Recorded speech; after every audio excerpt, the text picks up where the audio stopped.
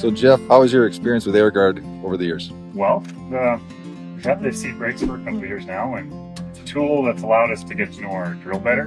Before having them, we had a lot of air irregularities that we didn't even know existed.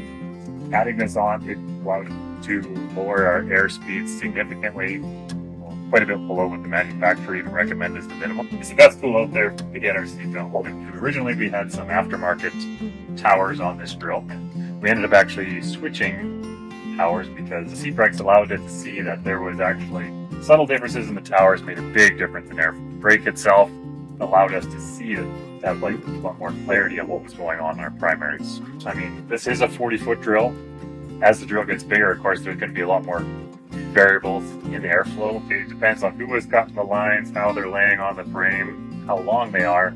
Having the seat brake tool to identify those irregularities was worth its weight in gold in some aspects. Our seat count or plant count row to row is as best as it's ever been.